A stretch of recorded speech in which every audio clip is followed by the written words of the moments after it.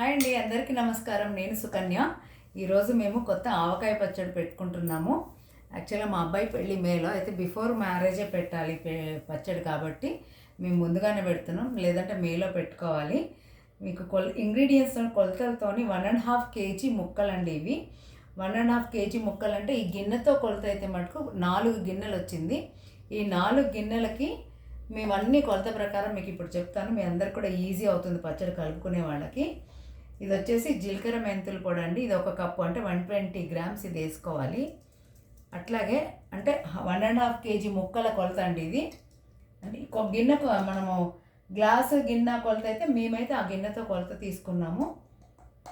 ఇది వచ్చేసి ఆవపిండి 120 grams. అలాగే ఉప్పు వచ్చేసి 350 grams ఉప్పు అండి.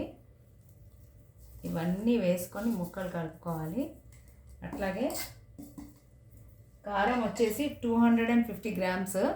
కాకపోతే 1.5కి కొంచెం ఎక్కువ అనిపించినాయి మా ముక్కలు, కాబట్టి ఈ కప్పు 120 grams అండి. ఇది కప్పు. ఈ కప్పుతో 3 కప్పులు వేసుకుంటే మనకి 250 grams 360 grams వస్తుంది ఇది. అయితే ఈ కప్పుతో కొలత తీసుకున్నప్పుడు 360లో కొంచెం 1 కప్పు తక్కువ వేసుకుంటే మనకు 250 grams ఈక్వల్గా కొలత వస్తుందండి. మనకు రైస్ కుక్కర్లో వచ్చినటువంటి కప్పు ఇది, కాబట్టి 120 grams. మనం 250 grams వేసుకోవాలి, కాబట్టి ఈ 2 కప్పులు వేసిన తర్వాత 3వ కప్పు కొంచెం తక్కువ వేసుకుంటే కరెక్ట్గా సరిపోతుంది. ఇది అల్లం వెల్లుల్లి పేస్ట్ వచ్చేసి 400 grams వస్తుంది. కొన్ని ఎల్లిపాయలు విడిగా వేసుకున్నాము. ఇది నూనె కాచి పల్లి నూనె వేసుకున్నాము మేము, వేరుశనగ నూనె. దాంట్లో కొంచెం వేడి మీద అల్లం వెల్లుల్లిపాయ వేగిన తర్వాత చల్లారిన తర్వాత కంప్లీట్గా చల్లారిన తర్వాతే కలుపుకోవాలి, లేదంటే పచ్చడి పాడైపోతుంది.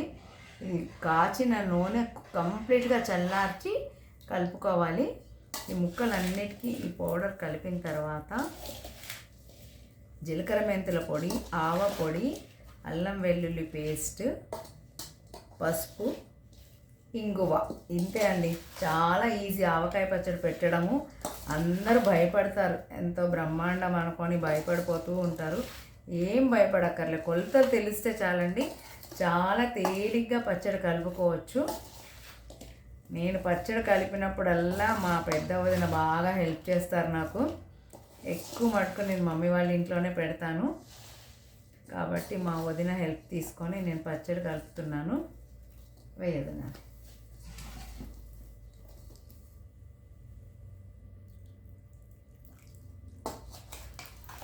ఆయిల్ వచ్చేసి 1 kg అండి.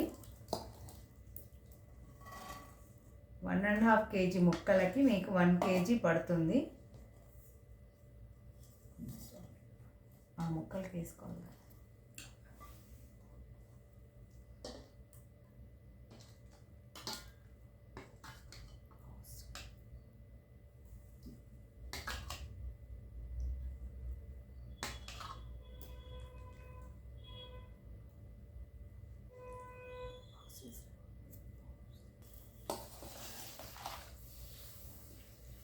ఇంతే అండి, ఆవకాయ పచ్చడి చూసారు ఎంత రెడీ అయిందో.